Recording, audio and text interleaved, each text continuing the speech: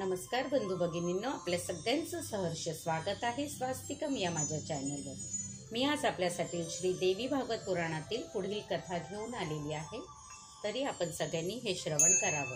ओम नमश्च चंडिकाय।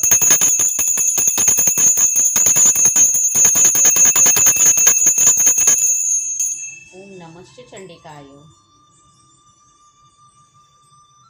सर्व मंगल मांगल्ये शिवे सर्वार्थ साधिके शरण्यं त्र्यंबके गौरी नारायणी नमोस्तुते। मनूची कथा। शौनक म्हणाले, हे सूत, आपण प्रथम मन्वंतराची श्रेष्ठ अशी कथा सांगितली आहे, आता दिव्य तेजस्वी अशा अन्य मनूबद्दल सांगावे।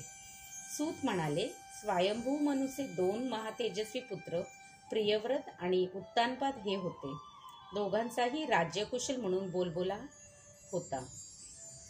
मनीषी जन प्रियव्रताच्या पुत्राला स्वारोचिषाला दुसरा मनू मानतात। त्याने स्तवन केल्यामुळे भगवतीने त्याच्यावर प्रसन्न होऊन त्याला मन्वंतरांचा अधिपती केला होता। त्याच्यावर प्रियव्रताचा मुलगा उत्तम हा 3रा मनू झाला। राजा प्रियव्रताचा पुत्र तामस हा 4था मनू होऊन गेला। त्याने नर्मदाच्या दक्षिण तटावर भगवतीला प्रसन्न करून घेतले। तामस मनूचा धाकटा भाऊ रैवत हा 5वा मनू होता। त्यासाठी यमुनेच्या काठी राहत साधक म्हणून कामबीज मंत्राचा जप केला होता आणि आराधनेच्या द्वारा त्याने श्रेष्ठ राज्य मिळवले होते। राजा अंग याचा पुत्र चाक्षुष हा ब्रह्मऋषी पुलह यांच्याकडे गेला आणि त्यांना नम्रतेने म्हणाला, हे ऋषे, मी आपणाला शरण आलो आहे, मला आपण श्री प्राप्तीसाठी उपदेश द्या। महर्षींनी त्याला श्रीदेवीच्या आराधनेचा मंत्र दिला। चाक्षुषाने भक्तिपूर्वक देवीला संतुष्ट केले आणि तिला प्रसन्न करून घेऊन तिचे दर्शन प्राप्त करून घेतले। तिच्या कृपेने तो 8वा मनू झाला। 7वा मनू वैवस्वत होता। त्याला पृथ्वीवर श्राद्धदेव म्हणून ओळखतात। त्याने भगवतीच्या प्राप्तीसाठी केलेल्या तपामुळे त्याला मन्वंतरांचे अधिपत्य मिळाले। 8वा मनू सावर्णी होता। त्याने आधीच्या जन्मी देवीची आराधना केल्यामुळे त्याला वर मिळाला आणि म्हणून त्याला मन्वंतरांचे अधिपत्य प्राप्त झाले। जगदंबेचा भक्त हा राजा महापराक्रमी आणि अन्य राजांना पूजिनच असा होता। आता अन्य मनूचे उद्भव सांगतो। वैवस्वत मनूही 6 पुत्र होते, करुष, पृषद, नाभाग, दृष्ट, शर्यती आणि त्रिशंकू। हे सर्वजण विमल बुद्धीचे होते। हे सर्वजण महापराक्रमी असूनही कालिंदीच्या तटी जाऊन त्यांनी देवीची आराधना केली।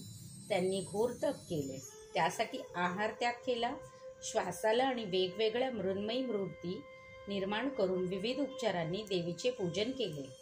त्यांनी देवीची स्तुती केली। देवीने प्रसन्न होऊन त्यांना इच्छित विचारले, तेव्हा ते म्हणाले, आम्हाला निशंटक राज्य, दीर्घायुष्य, संतती, अवयहत भोग, इच्छित यश, तेज, बुद्धी आणि सर्वात अजयत्व दे।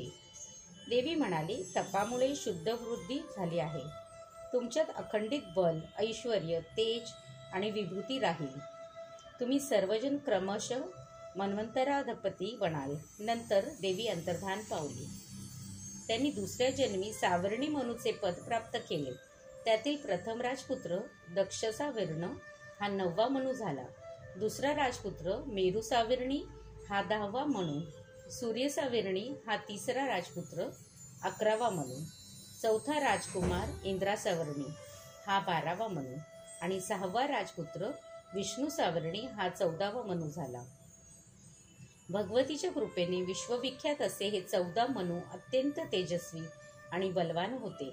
हे सर्वजण भ्रामरी देवीची आराधना नित्य करीत असत, त्यामुळे त्यांना लोकपूज्य तसेच महापराक्रमी होण्याचे भाग्य लाभले। श्रीदेवी पर्णमस्तु। शुभं भवतु, शुभं भवतु, शुभं भवतु। ओम नमश्च चंडिकाय। ओम नमश्च चंडिकाय।